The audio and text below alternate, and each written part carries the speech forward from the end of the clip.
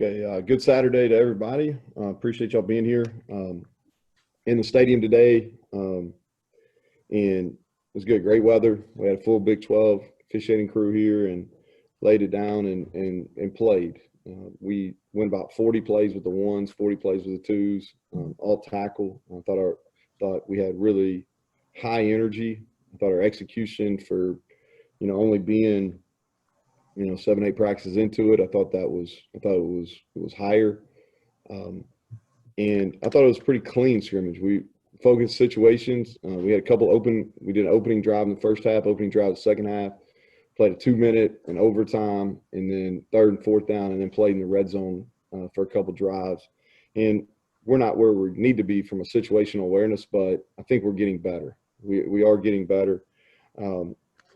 And I thought that there were some guys that stood out today. I thought that Tony Mathis had a really nice day offensively. I think, our O-line, our first group with the O-line ran the ball effectively versus our one defense.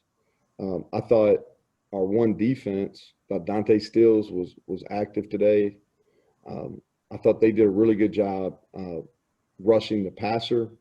But defensively, our coverage, we were in really good position and made it tough to throw the ball today. And so I thought in the secondary, Jackie Matthews is a guy that's had a good camp so far.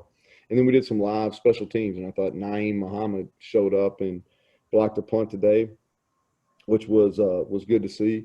The other guy on offense that's had a great spring is Isaiah Esdale. He had a long touchdown today. So put some pressure on our kickers today, and Tyler Sumter made a field goal in an overtime period. Thought Casey Legg had a really solid kickoff under some pressure. So those were, it was positive to see those. And then Scotty Young, he had a pick six in the scrimmage too. So he went. And then we had some guys that I was pleased with, overcame some adversity in the scrimmage. Bryce Wheaton struggled early, but came back and finished the day. Garrett Green was up and down, but I thought he finished better than he started. And so those were positive. So with that, I'll open it for questions. First question comes from Greg Hunter. So, Neal, observations, just looking at positions, it looked like you have a new linebacker, or at least somebody you're trying there. So can you tell us a little bit about DeVell Washington's move? Yeah, so we did that coming after the break, and that was something that DeVell came to us with that wanted to try. I think from a body standpoint and ability to help us, I think he can do that. He had an interception in the scrimmage today. He, he's got good awareness as far as playing defensively. We really first noticed that he had the attributes to play defense by how on special teams in the fall. He on our scout teams for special teams, he did a really good job, right, on kickoff, on punt return. And then he came to us, right as we were going into break, and then we made that decision coming out of the break to play him at will. And he got a bunch of snaps today. Our numbers are low at that position. And so Exery was out because he was sick, so it allowed DeVell to have quite a few reps. And y'all were here today, just talk. Sean Ryan just has a little bit of a turned ankle. We were careful with Winston Wright today. Winston has had an exceptional spring. We kept him out of, we didn't get him as many touches just because he has been explosive with the ball. He's got a little bit of a tight calf, so I didn't think there was a reason to. And then we're keeping Letty out of the most full tackle, most of it. Not trying to think, because I think that's all the guys. I'm sure y'all asked if there was somebody else that you didn't see, but just wanted to mention that since y'all were here. Cody Nestor.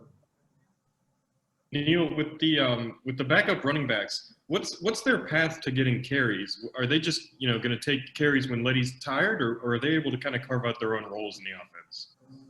No, I think that it's a definite backup position. The way we're attacking this is we got two guys that are having 15 opportunities in the spring. Those two guys, Tony Mathis and Avarius Sparrow. they're competing, and we got 2 more guys that are coming that are going to be true freshmen. They'll be here in fall camp that are going to have the same opportunity. And I think you got to have at least 3 running backs prepared to play. And so we were fortunate last year with Letty, but I think that we need help running the football. As far as he can't be the only guy that's carrying the load, and we've got to be more productive out of that second running back spot. And like I said, Tony Mathis had a productive day. So, and it's been that way this whole week. He is showing improvement, and that's this football team needs him to keep coming. Ryan Pritt. Hey, Neal, you mentioned your number 1 offensive line a little bit, and we've talked about Doug Nestor a couple of times, but I was kind of wondering about the guys you brought back. Some of them, I know you probably had to thrust into action a little soon last year as youngsters, but any of those guys in particular stuck out this spring, and just how are you how have you evaluated that group as a whole so far? Yeah, Frazier's playing center, and I think that's probably his most natural spot. Excited about his future there. I think Parker Moore, who played quite a bit toward the end of last year, is somebody that's made a jump. He's stronger. He's playing with more confidence. And then Brandon Yates. Both those young tackles, they're the same age. We're just hunting consistency out of Yates. His best is really, really good. We're just trying to get him at his best all the time. Greg Hunter. So a 2-parter. In terms of following up with Ryan's question about offensive line, what about Jordan White? He seems to be getting a lot of run. So what do you think of him? And then also injury-wise, there's somebody with a substantial knee brace on. So I didn't know who that was. Who would that be? I'm checking over here to my right to money. Okay. He wasn't practicing or anything, obviously. 2. I'm not sure. It was a red 2, wasn't it? Yeah. Charles Finley. Is that who? Charles Finley is out right now. It's not a knee. It's got he's got a little bit of a back injury. Yeah. I don't think it was Charles, because I saw Charles walking around. I don't know who it was, but I'll get back to you on that, Greg. Okay, no problem. Monty will get back to you. I'm not sure. Jordan White is Jordan White, committer. Nestor's working guard and tackle, but both those those are who's going out there with the first unit right now. And Jordan White, and what I've been pleased with Jordan White on is he's eliminating the big mistake. That's what kind of hindered him as last fall as a true freshman, is he would make some big errors, and he's not. He's really cleaned it up and playing in really good body position, which for him is very important. Keenan Cummings. I think the guy Greg was talking about was wearing number 18, if that helps you, Neal. I wanted to ask you about DeVell too. I know you mentioned he came to you. How much had he played there before? And also, is it something that could possibly stick? Is this just a spring experiment, or do you think he has a chance there? So he played safety in high school, and so his body's changed so much since high school. He's bigger, and I think this will stick. I think he has real potential at that position, especially how we use him, how we use the will playing outside the box so much. I think his length, if we were going to go recruit a will linebacker, it would look just like DeVell, honestly. I mean, he's 6'2 plus, he's 212 to 215 pounds, can be 225 and still move with the same ability. So everything's new for him because he played safety, did play as much on defense, but I do think he has a high ceiling. The knee, now I'm thinking about it, because the red and the green jerseys are guys that are limited or out. The red's out, green's limited. So the number threw me off. It's Jai, all right, Jaito, all right. So Jai he had a knee injury earlier in the spring. He'll be out for the rest of the spring. Greg, that's who that.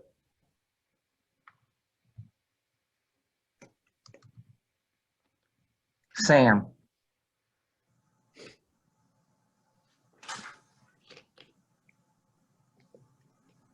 Sam, do you have a question? Yeah, can you hear me? Yes, we can hear you. Okay, sorry. Obviously moving to Vel, the linebacker, you're trying some stuff out at Spear. how much more willing are you to experiment with moving guys around the field in the spring? Definitely more so. I think this is it's the time of the year where you need to find out some things, right? And like these scrimmages, like especially as a head coach, you're really specific players more, or you're looking to evaluate specific players more than schemes. And then, just in general, the time to experiment is during the spring. And so there are some things, schematically and, putting people in different positions that we are experimenting with during spring ball. Mike Kazaza. Hey Neal, how's it going? Good, man. How are you? I'm doing well, thank you. Scrimmage situation or just regular old spring practice situation, you work on pass rush as best as you can. I guess how much can you achieve and how much are you achieving relative to what you wanted to get done? Because it seems like you put the pieces in place to actually make some progress there. Yeah, hopefully. And I think, and Jordan will say the same thing, I really believe that AJ or Coach Jackson will really help in that. And we have made some improvements. I think that Neal Carr is a natural pass rusher. I think Torres Simmons is getting there. I think Akeem Mesidor and Dante. I think that's the biggest step that Dante can make is really being a consistent pass rusher, and it's more fundamental than anything with him.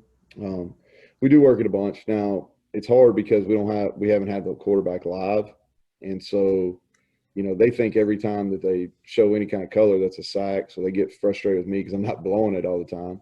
But they're not actually tackling the quarterback, and so it's not 100%.